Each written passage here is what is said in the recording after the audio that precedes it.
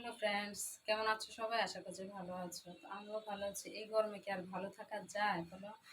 তো অনেক দিন থেকে দুপুরের মেনু শেয়ার করা হয়নি। চলো আজকে শেয়ার করি কি কি রান্না করলাম।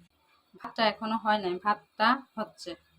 একটু করে মিষ্টি পুঁইশাক, রসুন আর শুকনো মরিচ সম্বাদ দিয়ে দিয়েছি, দিয়ে রান্না করেছি।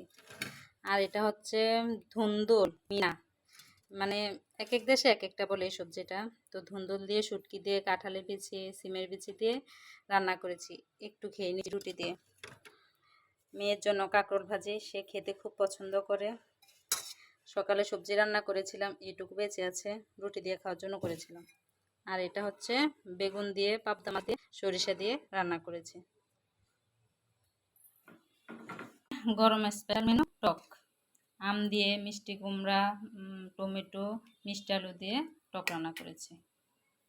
তো কার কোনটা পছন্দ হলো, কার কোন মেনুটা পছন্দ হয়েছে জানিও। তো সবাই ভালো থেকো, সুস্থ থেকো, টাটা।